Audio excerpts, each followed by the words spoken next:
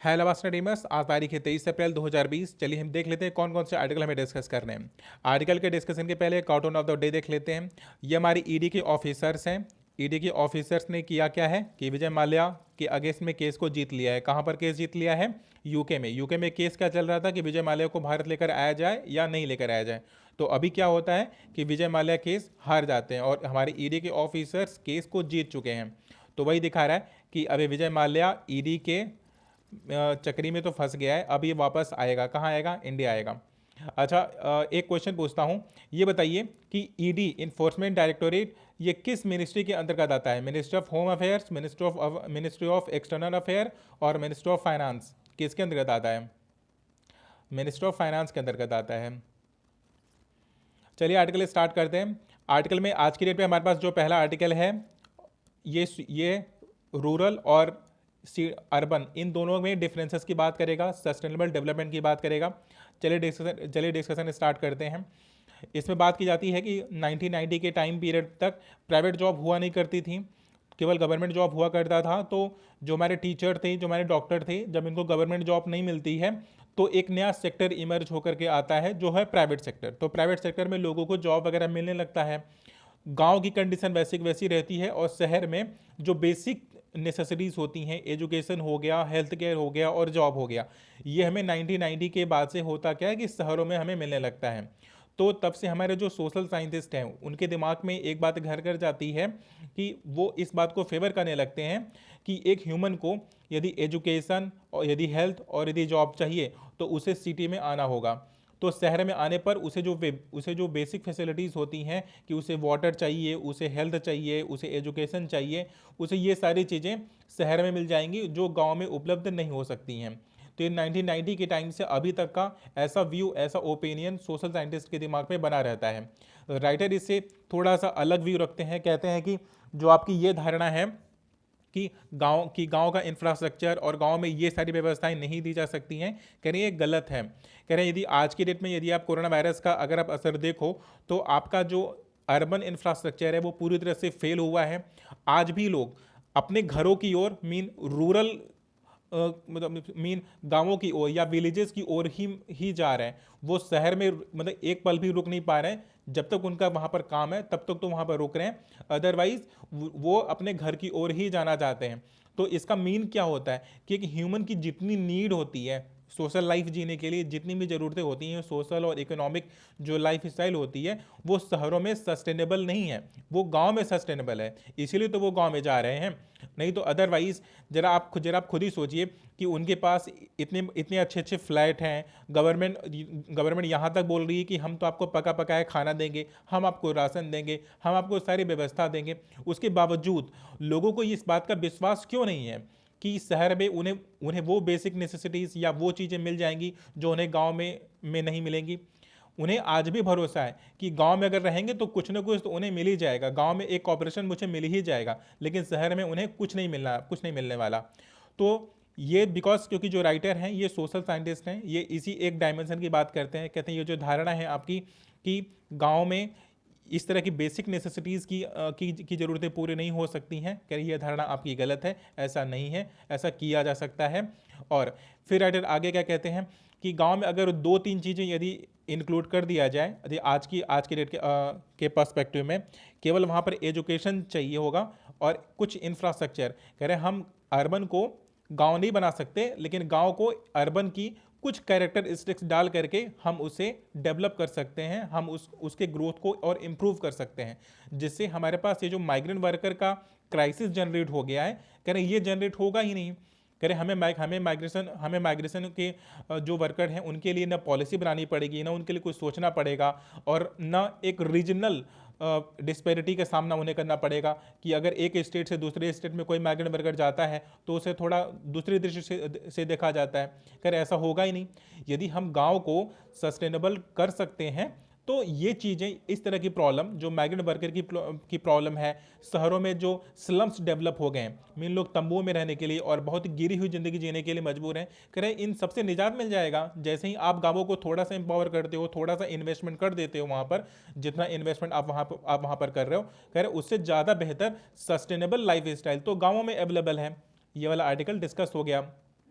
फिर अभी हमारे पास जो अगला आर्टिकल है, जो हमारे पास नेक्स्ट आर्टिकल है डिस्कस करने के लिए, ये article formal and informal sector के रिगार्डिंग है कि फॉर्मल सेक्टर में सिचुएशन कैसी है और इनफॉर्मल सेक्टर में सिचुएशन कैसी है। इसमें राइटर बात क्या करते हैं, कहते हैं कि पैंडेमिक की सिचुएशन में लॉकडाउन हो गया। लॉकडाउन होने के बाद आज के टाइम में हमारे पास कुछ हम लेबर वर्क को हम दो कैटेगरी में डिवाइड कर सकते हैं। पहली कैटेगरी वो है जो फिजिकल वर्क किया करते थे, जो डायरेक्ट कांटेक्ट में रहा करते थे, एक उनका जॉब हो गया। दूसरा जो फिजिकल वर्क नहीं किया करते थे, जो अपना मेंटल वर्क किया करते थे, एक कैटेगरी तो वो हो गई।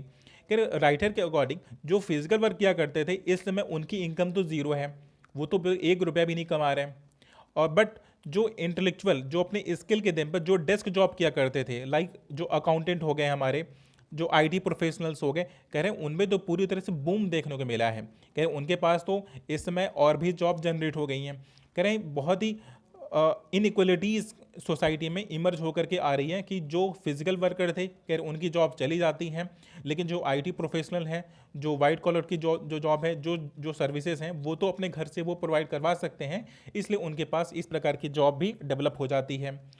फिर राइटर कहते हैं कि एयरलाइंस हो गया, जो ट्रैवल वगैरह के लिए काफ़ी रेलेवेंट हुआ करता था, कि जो टीचर्स हो गए, प्रोफेसर्स हो गए, ये भी एक तरह से इनका कांटेक्ट होना ज़रूरी होता था कि एक टीचर का स्टूडेंट से कांटेक्ट होना ज़रूरी है। इसके लिए जो इंटरनेशनल लेवल की यूनिवर्सिटीज़ होती थी तो वो बाहर से फैकल्टीज़ को बुलाती थी, तो एयरलाइंस वगैरह से वो लोग आते थे, फ्लाइट वगैरह से पकड़ करके आते थे। तो उनका आज के टाइम में उनका वो प्रेजेंस तो ख़त्म हो गया, मीन आज वो कांटेक्ट में तो नहीं जा पा रहे, लेकिन फिर भी वो ऑनलाइन अपने लेक्चर्स को डिलीवर कर रहे हैं और अपना जॉब कर रहे हैं।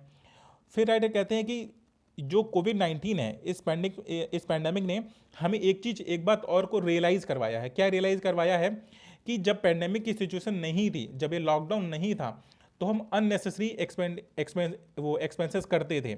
जैसे कि यदि कोई न्यूयॉर्क से इंडिया में आता है, दिल्ली आता है लेक्चर लेने के लिए या पढ़ाने के लिए, तो वो तो प्रोडक्टिव है, लेकिन जैसे ही दिल्ली से वो वापस न्यूयॉर्क जाएगा तो ये अनप्रोडक्टिव काम हो गया, मीन उसका कोई प्रोडक्टिविटी नहीं निकल के आ रही है।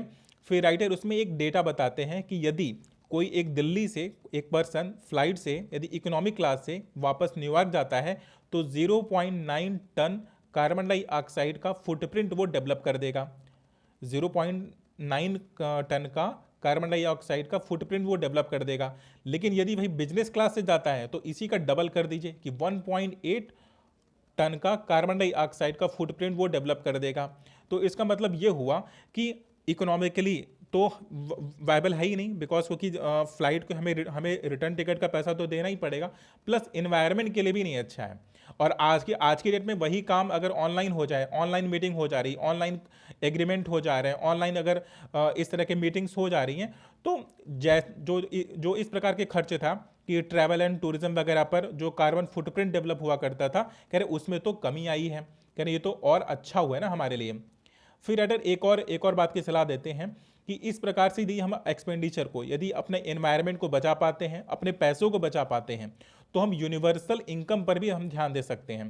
क्योंकि वो अनस्किल वर्कर जो फिजिकल वर्क किया करता था और आज की तारीख में उसके पास जॉब नहीं है, तो एक तरह से सोसाइटी में इनइक्वलिटीज़ आ गई हैं कि एक वाइट कॉलर जॉब है, पैसा भी कमा रहा है और इन्वायरमेंट को भी सेव कर रहा है। तो जो इन्वायरमेंट और जो ट्रैवलिंग से जो पैसा हमारे पास बचता है, या जो कार्बन फुटप्रिंट को सेव करने से हमारे पास जो पैसा बचेगा, तो हम उस पैसे को जो अनस्किल वर्कर है, जो फिजिकल वर्कर होता था, उसे बेसिक नीड उसकी पूरी हो सके, इसके लिए हम एक यूनिवर्सल इनकम को तो हम अप्लाई कर ही सकते हैं।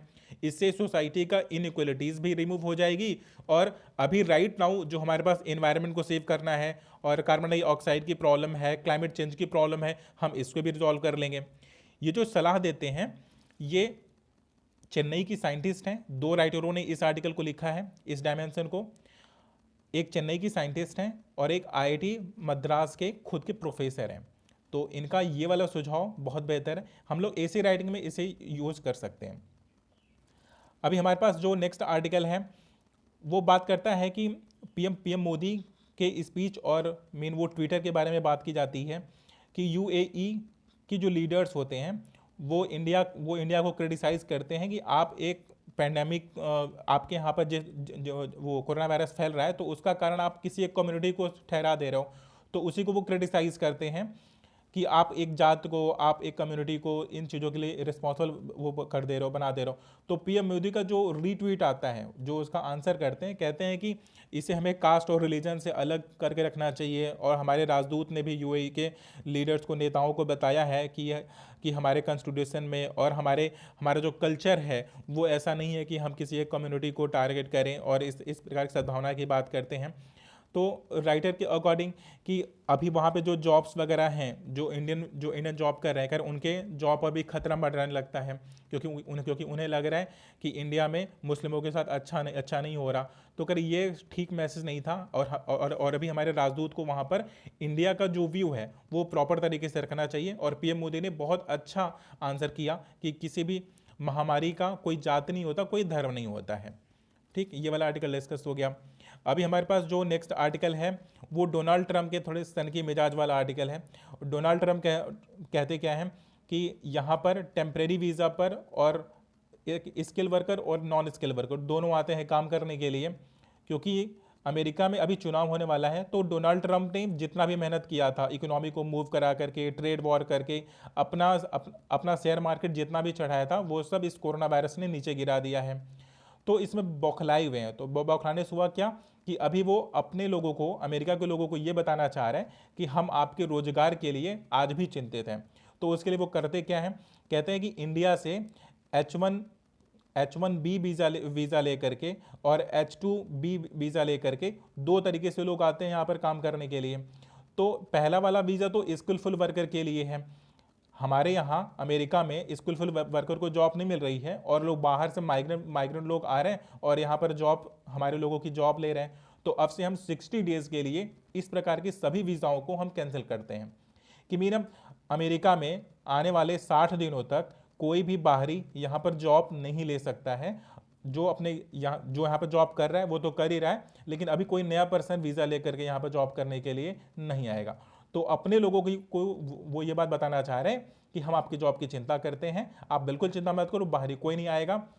अमेरिका इकलौता ऐसा कंट्री है जो ग्लोबलाइजेशन का पूरा फायदा उठा रहा है, लेकिन डोनाल्ड ट्रंप बिल्कुल नेशनलिस्ट होकर के, बिल्कुल नैरो माइंडेड होकर के उस पूरे इथिक्स और पूरे गुडविल को नष्ट किए जा रहे हैं, केवल किस लिए कि अब दोबारा से वो चुन करके आ जाए प्रेसिडेंट के रूप में, केवल इसलिए। अभी हमारे पास ये वाला आर्टिकल है चाइना में पोस्ट कोविड-19 के बाद क्या सिचुएशन है, वहाँ पर किस तरह से नॉर्मलसी आ रही है, ये उसी के रिगार्डिंग बात कर रहे हैं। तो उतना रेलिवेंट है नहीं एग्जाम में, इसमें ना ही कोई इंपॉर्टेंट डेटा है, केवल चाइनीज़ इंफ्रास्ट्रक्चर के बारे में बात की जाती है। तो कुछ उतना रेलिवेंट है नहीं जिसे डिस्कस किया जाए। फिर हमारे पास एक रेलिवेंट आर्टिकल है, वो आर्टिकल 1, ये पार्ट 5 एंड पार्ट 6 के रिगार्डिंग है हमारी इंडियन कॉन्स्टिट्यूशन में। इस आर्टिकल में, हालांकि ये केस पुराना है लेकिन अभी भी यहाँ पे निकला है एडिटोरियल में, तो हम डिस्कस कर ही लेते हैं। इसमें बात की जाती है कि जो सीजीआई होते हैं, चीफ जस्टिस ऑफ इंडिया होते हैं, इनके रिटायरमेंट के बाद कोई ना कोई पोस्ट को एक्वायर करने की बात की जाती है। रिसेंट में रंजन गोगोई को पार्लियामेंट में, राज्यसभा में चुन लिया जाता है। तो राइटर यहाँ पर कटाक्ष करते हैं कि न ये लिटरेचर में, न साइंस में, न सोशल वर्क में, ये इन्हीं चीज़ों में किसी को स्पेशलिस्ट होना चाहिए, तभी तो प्रेसिडेंट उनको नॉमिनेट कर सकता है राज्यसभा में। लेकिन रंजन गोगोई के साथ तो ऐसा कोई केस है नहीं। जो हमारे इंडियन कॉन्स्टिट्यूशन के जो मेकर थे, उन्होंने तो कभी ये सोचा ही नहीं था कि जो सीजीआई होगा वो भी कभी मेंबर ऑफ पार्लियामेंट के लिए इस प्रकार से होड़ में आएगा कि पोस्ट रिटायरमेंट की जॉब के लिए वो इस तरह से प्रयास करेगा। कह रहे हमारे इंडियन जब कॉन्स्टिट्यूशन मेक किया जा रहा था उस टाइम तो किसी ने सोचा ही नहीं था। इसीलिए तो जो सीजीआई होता है उसके पक्ष को कंसोलिडेटेड फंड ऑफ इंडिया से दिया जाता है, ताकि हमारे पॉलिटिशियन सीजीआई के किसी भी फेवर में, किसी भी पक्ष में कोई कमी ना कर सके। क्यों? क्योंकि अगर उनको इस बात का डर लगा रहेगा कि पार्लियामेंट हमारे पक्ष में हमारी सैलरी में कटौती कर सकती है, तो वो जजमेंट अच्छा नहीं देंगे। कह रहे हैं यहाँ पर तो उसी का उल्टा हो रहा है कि इसमें सीजीआई के पास इन्फ्लुएंस तो हो ही जा रहा है, क्योंकि रंजन गोगोई ने रिटायरमेंट के पहले गवर्नमेंट के फेवर में बहुत ढेर सारे डिसीजन दिए हैं और उसी के रिटर्न में गवर्नमेंट ने उनको ये राज्यसभा में उनको जगह दिलवा दिया। तो एक तरह से ये तो ट्रेड हो गया। मीन सीजीआई जो अपनी जुडिशरी है वो इंडिपेंडेंट कहाँ रह गई, वो तो एक तरह से एक तरफ मोल्ड हो गई, एक तरफ बायस हो गई ना। गवर्नमेंट के फेवर में आपने डिसीजन दिया तो रिटायरमेंट के बाद आपको मैं जॉब दे दूंगा।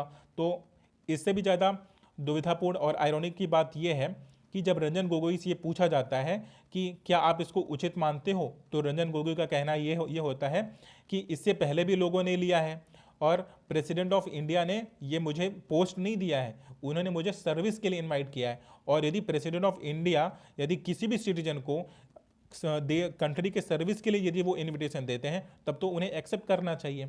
और राइटर इसी को क्रिटिसाइज करते हैं, इसी का विरोध करते हैं, कहते हैं ये तो डिप्लोमेटिक आंसर हो गया आपका। कह रहा है ये इंडिपेंडेंट जुडिशरी के लिए बिल्कुल भी सही नहीं है कि एक chief justice of India post retirement की जॉब के लिए वो इस प्रकार से बायस होकर के निर्णय दे। आज के डेट में हमारे सारे आर्टिकल डिस्कस हो गए।